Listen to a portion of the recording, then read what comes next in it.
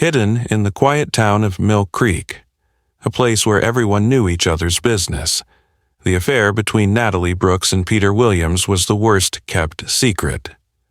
Natalie, a beautiful 30-year-old real estate agent, had always been the center of attention, admired by men and envied by women. Married to Ethan Brooks, a successful contractor, she appeared to have the perfect life. But behind the scenes, her heart was wandering. Peter, a 35-year-old high school teacher, was unhappily married to Susan, a nurse who worked grueling night shifts. Their marriage had been strained for years, their conversations reduced to passive-aggressive remarks and silence. When Peter met Natalie at a community fundraiser, sparks ignited.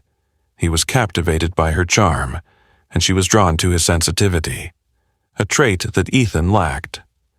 What started as innocent flirtation quickly spiraled into a full-blown affair. They met in secret, usually in Natalie's car, parked in remote areas just outside of town.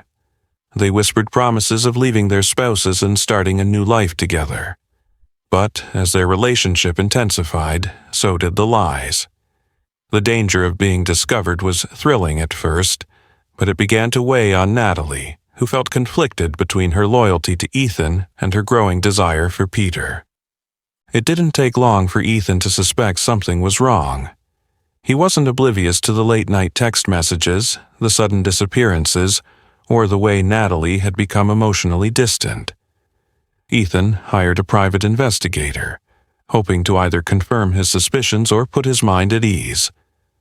The investigator soon provided evidence, photos of Natalie and Peter embracing in a parking lot. Ethan's worst fears were realized, but instead of confronting her right away, Ethan decided to play it smart. He spent the next few weeks gathering more evidence, growing increasingly furious as he watched his wife continue her secret trysts with Peter.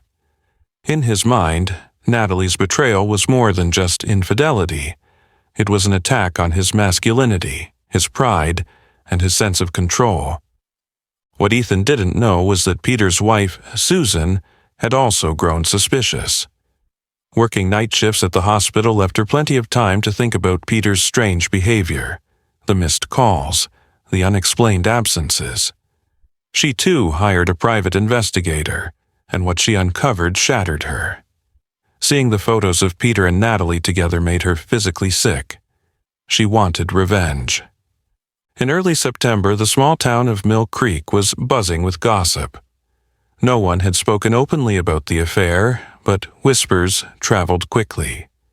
Natalie's closest friends began to distance themselves, uncomfortable with the rumors swirling around her. Meanwhile, Peter became more paranoid, constantly looking over his shoulder, fearing that someone would recognize them.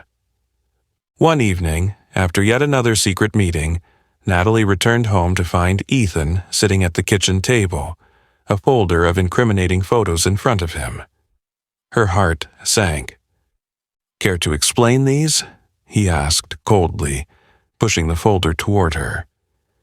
Natalie's hands trembled as she flipped through the images, her face going pale. There was no use denying it. She tried to speak, but the words caught in her throat.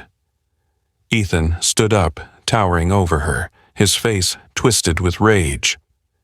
"I gave you everything, and this is how you repay me?" His voice was low and menacing. Natalie took a step back, her mind racing for a way out. She pleaded with Ethan, apologizing over and over, trying to explain that her feelings for Peter were just a mistake. But Ethan was beyond reasoning. He stormed out of the house, slamming the door behind him, leaving Natalie in tears. Meanwhile, Susan had her own confrontation planned. She cornered Peter in their bedroom, throwing the photos at him, demanding answers. Peter tried to deny it at first, but the evidence was irrefutable. Susan's fury was palpable, and Peter knew there was no way to save his marriage. He admitted the affair, telling Susan that he had fallen in love with Natalie. The confession hit Susan like a truck. She had suspected Peter was having an affair, but hearing that he loved Natalie sent her into a fit of rage. She slapped him across the face and stormed out, vowing to make them both pay.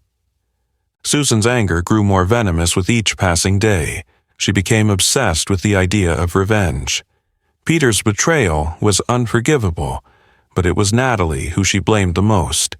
She fantasized about confronting Natalie, ruining her reputation and watching her fall from grace. But as Susan's rage deepened, so did her desire for something darker.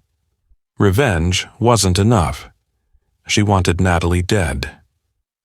Susan began planning meticulously. She knew that acting impulsively would only get her caught. She spent hours researching poisons and methods of murder that would leave little evidence behind. She decided that the best way to get rid of Natalie was to make it look like an accident, but she needed someone to help her. That's when she turned to Ethan.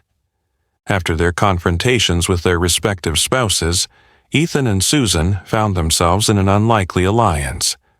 They were bound by their shared pain and desire for justice.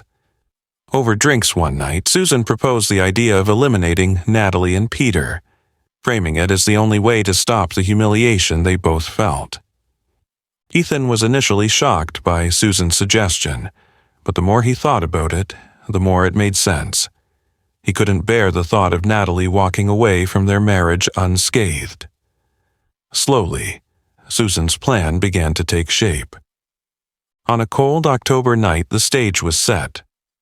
Susan had meticulously orchestrated every detail. She and Ethan would lure Natalie and Peter to a remote cabin outside of town under the guise of a confrontation. Susan pretended to reach out to Natalie, claiming she wanted to meet and discuss their situation like adults. Ethan, in turn, invited Peter, suggesting they clear the air and avoid further scandal. Both Natalie and Peter, consumed by guilt and desperation, agreed to the meetings. They arrived separately at the cabin, unaware of the deadly trap they were walking into. Inside the dimly lit cabin, tension filled the air. Natalie and Peter were both on edge, expecting heated arguments, but what they encountered was something far more sinister. As soon as they stepped inside, they were ambushed by Ethan and Susan, who had armed themselves with weapons, a hammer and a knife. The confrontation quickly turned violent. Peter tried to defend himself, but Ethan's rage was overwhelming. He swung the hammer with brutal force, striking Peter repeatedly. Blood splattered across the walls as Peter crumpled to the floor, lifeless. Natalie screamed, begging for mercy, but Susan showed no sympathy. She approached Natalie with the knife, her face a mask of cold fury. "You ruined my life," Susan whispered before plunging the blade into Natalie's chest. Natalie collapsed, her eyes wide with shock, as her life drained away. Ethan and Susan stood in the bloody cabin, their breaths heavy, their hands stained with blood. The reality of what they had done began to sink in. They quickly realized that their plan wasn't as foolproof as they had thought. Panic set in. They hastily tried to clean up the scene, wiping down surfaces and disposing of the weapons. They wrapped the bodies in plastic sheets and loaded them into Ethan's truck, driving deep into the woods to bury them in shallow graves. It was sloppy work, but in their state of shock, they didn't care. For the next few days, Ethan and Susan pretended as though nothing had happened. They went about their lives, hoping that no one would notice the sudden disappearance of Natalie and Peter. But in a small town like Mill Creek, secrets don't stay buried for long. When Natalie and Peter were reported missing, suspicion quickly fell on their spouses. Investigators pieced together the clues, the affairs, the confrontations, and the mounting tension in both marriages. It wasn't long before Ethan and Susan were arrested. During their interrogations, the truth slowly unraveled. Ethan broke down first, confessing to the murders in a tearful, guilt-ridden statement. Susan, however, remained defiant, insisting that it had been a crime of passion, not a premeditated act. The trial that followed was a media circus. Reporters from all over the country descended on Mill Creek, eager to cover the scandalous case of love, betrayal, and murder. Ethan and Susan were both charged with first-degree murder, and the prosecution built a damning case against them. In the end, both were convicted and sentenced to life in prison without the possibility of parole. The small town of Mill Creek was left reeling from the shock, its once peaceful streets forever tainted by the brutal murders of Natalie Brooks and Peter Williams. The tragedy became a cautionary tale, a reminder that love, lust, and betrayal could lead even the most ordinary people down the darkest of paths. And though justice had been served, the scars of the murders would linger in the hearts of the community for years to come. Ethan Brooks sat in his prison cell, staring at the cold cement walls. Every sound echoed: a distant clank of metal, a guard's footsteps down the corridor, the occasional shout from a fellow inmate. Yet, despite the noise, Ethan felt consumed by silence.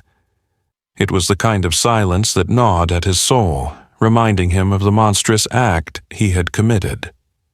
It hadn't started this way. Ethan was an honest man. A man who prided himself on hard work, loyalty, and family values. So, how did it all unravel? How had love twisted into such a grotesque version of itself, where the woman he once cherished now lay 6 feet beneath the dirt? The night Natalie had died played over and over in his mind, an endless loop of horror and regret. Her eyes, wide with fear as she begged for her life, haunted him. It wasn't supposed to end that way. He had convinced himself that confronting her would give him closure, that he could somehow repair his shattered pride by standing over her broken body. But now, in the cold aftermath of blood and betrayal, Ethan realized something far worse than his loss of dignity. He had lost his humanity. And yet, he wasn't the only one to blame. Susan had fanned the flames of his rage, poisoning his thoughts with her insidious words. Susan. Even now, her name sent a shiver down his spine.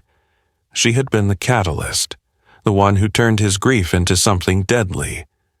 They had both been consumed by their desire for vengeance, but as the years wore on, Ethan couldn't shake the feeling that he had been manipulated. That night in the cabin, it had been Susan's idea to bring the knife, to corner Natalie like a predator hunting its prey. Ethan's thoughts often spiraled into anger, wondering if Susan had always wanted it to end this way, if she had always been a monster lurking beneath the surface of her polite, suburban facade. Susan, meanwhile, had no regrets. Her face remained impassive throughout the trial, a mask of cold detachment that unnerved even the most seasoned prosecutors.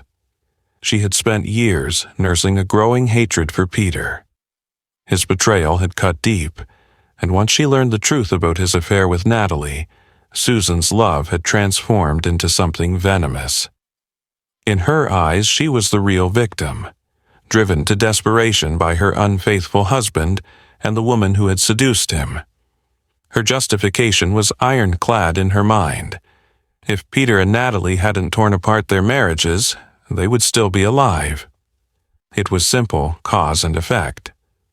But the media didn't see it that way. As the trial began, Susan and Ethan's names became synonymous with evil. The press painted Susan as the cold-hearted mastermind, a woman driven by jealousy and revenge. Ethan was cast as her weak-willed accomplice, manipulated into violence by his emotionally unstable co-conspirator. The town of Mill Creek became the epicenter of scandal. Once an idyllic, tight-knit community, it was now a place marked by tragedy, and the legacy of the double murder would be forever tied to its name. For the residents of Mill Creek, the events surrounding Natalie and Peter's murders had left an indelible scar on their community. Life moved forward, but the air was thick with whispers, speculation, and a sense of collective guilt. People couldn't help but wonder if they had played a part in the tragedy. After all, this was a town where secrets were hard to keep and rumors spread like wildfire. Many had known about the affair before it was publicly exposed, yet no one had intervened. The community's silence felt like complicity. Natalie's best friend, Lauren, struggled with the weight of her own guilt. She had known about Natalie's affair for months, but had chosen to stay quiet. "I didn't want to get involved," she would say when people asked her about it later. "It wasn't my place to interfere." But now, looking back, she wished she had done something, anything, to stop the chain of events that led to her friend's brutal death. The guilt gnawed at her, eating away at her peace of mind.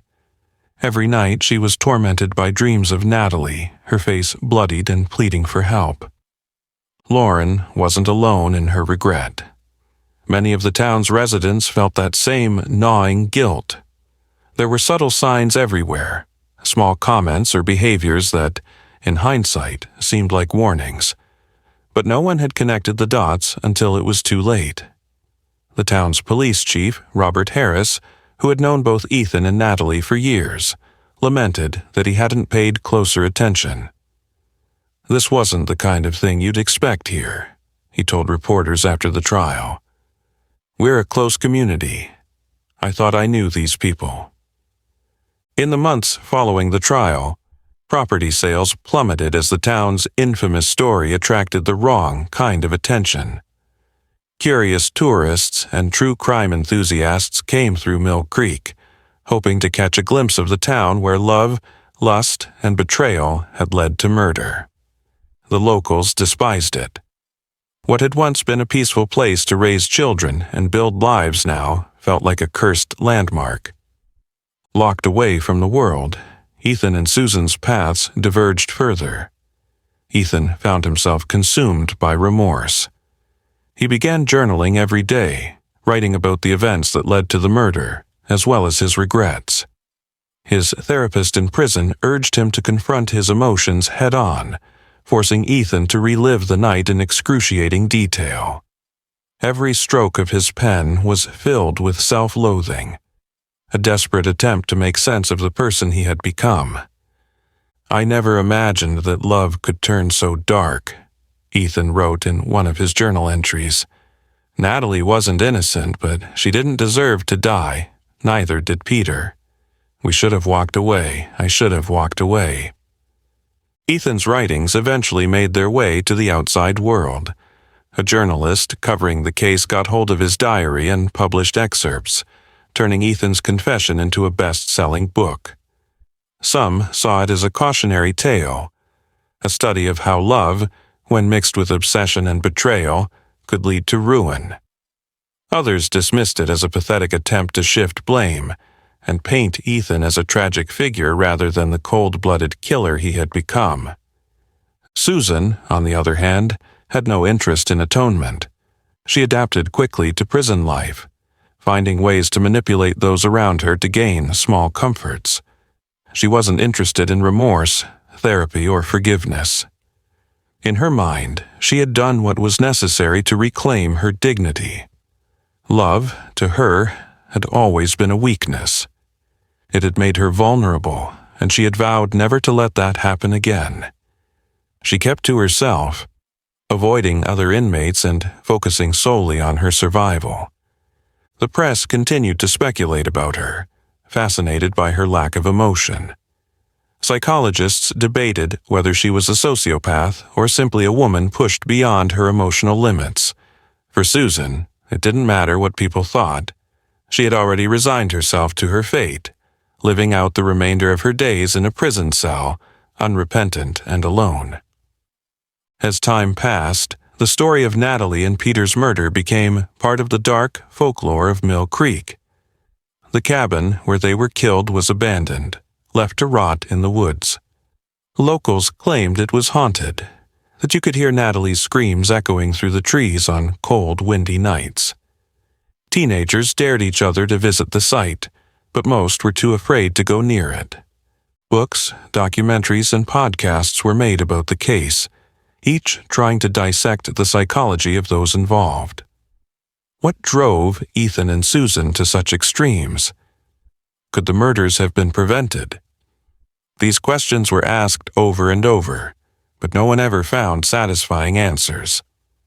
For the residents of Mill Creek, the events of that fateful October night served as a grim reminder of how love could twist into something dark and deadly.